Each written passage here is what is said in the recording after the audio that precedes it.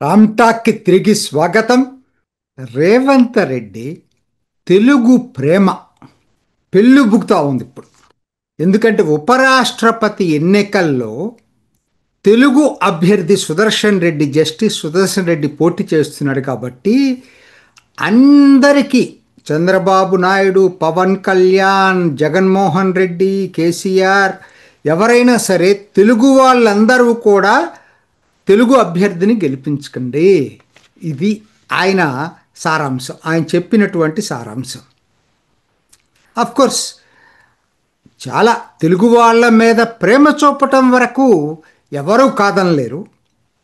మరి దీన్ని ఉపరాష్ట్రపతి అంశానికే పరిమితం చేస్తారా, లేక దీన్ని విస్తృతపరిచి అన్ని అంశాలకు కూడా విస్తరిస్తారా? ఇది ఇక్కడ చాలా ఇంపార్టెంట్. నిజంగా తెలుగు వాళ్ళ మీద ప్రేమ ఉంటే ముందు తెలుగు రాష్ట్రాలు రెండు ఒకటి కావాలి కదా. విభజన ఎప్పుడో జరిగిపోయి 11 సంవత్సరాలు అయింది. ఇవాళ తన్నుకోవటం దేనికి? అసలు ఈ ఉపరాష్ట్రపతి ఎన్నిక ఏమిటి? అసలు ఇదేమన్నా తెలుగు వాళ్ళు కలిసినంత మాత్రాన గెలిచే ఎన్నిక కాదు కదా. ఎటు ఓడిపోయే అభ్యర్థి. ఎందుకంటే ఇది జనరల్ పబ్లిక్లో నుంచి ఓట్లు కాదు కదా. ఎవరికి ఎన్ని ఓట్లు అనేది పార్టీ పరంగానే ఓట్లు వేస్తారు మనకు తెలిసి. మరి పార్లమెంట్ అంటే కేవలం లోక్సభ, రాజ్యసభ సభ్యులే ఓటేస్తారు. మరి లోక్సభలో 542కి 293లో ఎన్డీఏకు ఉన్నాయి. ఇక్కడ 238కి 133 దాకా ఉన్నాయి. మొత్తం కలిపిన 422, 423 సభ్యులు ఎన్డీఏకే ఉన్నాయి. అంటే అంతవరకు చూసుకున్న మొత్తం మెజారిటీ రావాలంటే, గెలవాలంటే 392 సభ్యుల మంది ఓటేస్తే చాలు. కానీ 422 ఉంది కదా. ఆ విధంగా చూసుకుని తక్కువలో తక్కువ వేసుకున్నా కూడా 30 పార్లమెంటు సభ్యులు ఎక్స్ట్రా ఉన్నారు. ఇదేదో ఒక్కొక్క ఓటు జనరల్ పబ్లిక్ కాదు, 30 మంది పార్టీలకు అతీతంగా మీకు వచ్చి ఓటేయాలి. అది జరిగే పనేనా? ప్లస్ అది ఏంటి, వాళ్ళు కాని వాళ్ళందరూ మీకు ఓటేస్తే సరే.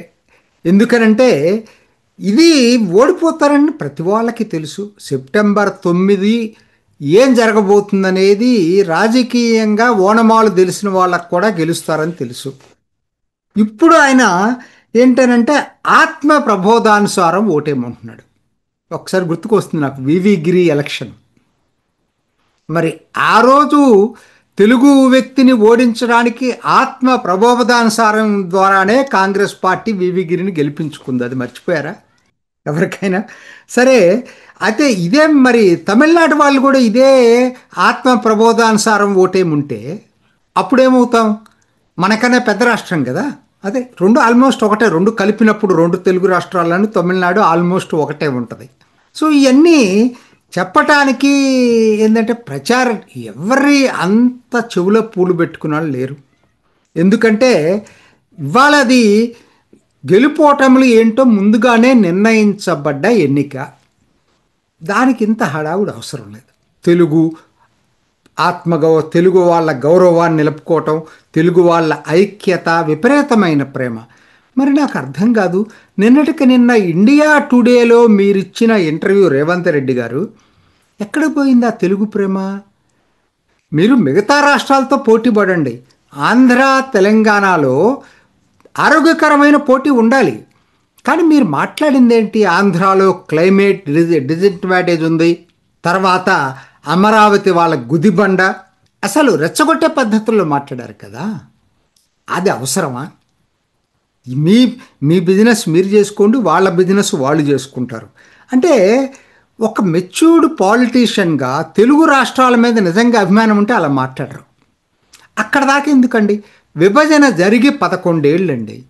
ఈ రోజుకి యాంటీ ఆంధ్ర సెంటిమెంట్ మీద ఓట్లు దండుకోవాలని తెలంగాణలో ఉన్న అన్ని పార్టీలు ప్రయత్నం చేస్తున్నాయి.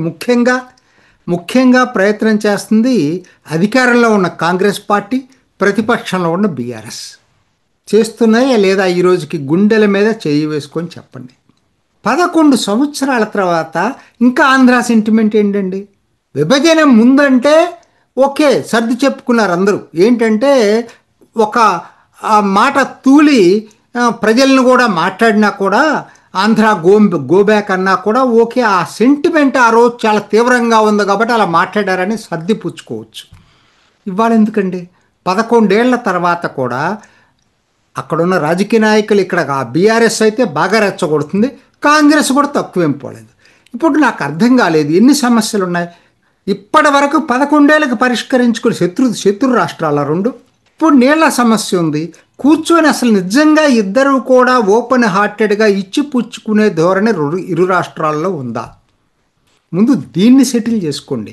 ఇక్కడికి వచ్చేటప్పటికేమో ఓట్ల కోసం దాంట్లో హేతుబద్ధత ఉందా లేదా పక్కన పెట్టేసేసి ముందు రెచ్చగొట్టుకుంటుంటారు. కానీ రెండో వైపు ఏమో ఉపరాష్ట్రపతి ఎన్నిక వచ్చేటప్పటికి ఎక్కడ లేని ప్రేమ ఉలకబోస్తున్నారు, తెలుగు ప్రేమ. ఈ రెండింటికి ఎక్కడ కుదురుతుంది నాకు అర్థం కాదు. ఇప్పుడు నేననేది ఏంటంటే మీకు ఓకే సమస్యలు ఉంటే పక్కన పెట్టండి, తెలుగు భాష అభివృద్ధికి రెండు రాష్ట్రాలు కలిసి ఏం కృషి చేస్తున్నాయండి? నా వ్యక్తిగత అభిప్రాయం భాషా ప్రయుక్త రాష్ట్రాలు ఏర్పడిన తర్వాత జరిగిన నష్టం తెలుగు భాషకు బాగా జరిగింది. ఒకనాడు తెలుగు అధికంగా మాట్లాడే చెన్నైలో అయినా, బళ్ళారి కర్ణాటకలో ఒక ప్రాంతమైనా, ఒరిస్సాలో ఉన్న ప్రాంతాలైనా ఇవన్నీ ఏమైపోయాయంటే భాషా ప్రయుక్త రాష్ట్రాల తర్వాత తెలుగు భాష స్క్రిప్ట్ రాసే వాళ్ళ సంఖ్య తగ్గిపోయింది, మాట్లాడే వాళ్ళ సంఖ్య కూడా తగ్గుతూ వస్తుంది. దాన్ని అరికట్టడానికి రెండు రాష్ట్రాలు సంయుక్తంగా ఏదైనా చేసి అక్కడ తెలుగు భాషాభివృద్ధి కృషి చేయండి. ఎక్కడుంది మీ ప్రేమ? నాకు కావాల్సింది అది.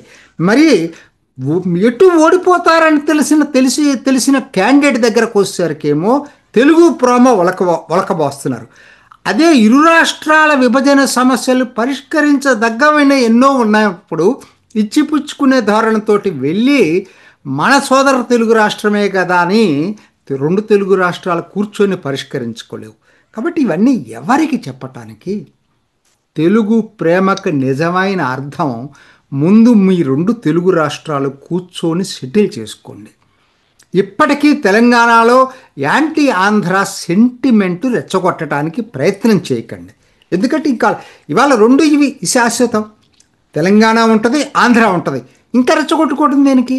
తెలుగు రాష్ట్రాలు కలిసిపోవాలనేటువంటి దీంట్లో మెర్జిగా కలిసిపోవటం అంటే మెర్జిగం అంటలేదు, దేని దాన్ని సపరేట్గా ఉంటుంది. కలిసి ఒక తెలుగు మనందరం తెలుగు వాళ్ళం అనే భావన తీసుకురావటానికి ఇరు రాష్ట్రాల ముఖ్యమంత్రులు కృషి చేయండి. ఉపరాష్ట్రపతి ఎన్నికప్పుడే గుర్తుకు రావద్దు తెలుగు ప్రేమ, రేవంత్ రెడ్డి గారు. ఇది నాటి రామ్ టాక్. ఇంకొక ఎపిసోడ్లో మళ్ళీ కలుసుకుందాం. నమస్తే.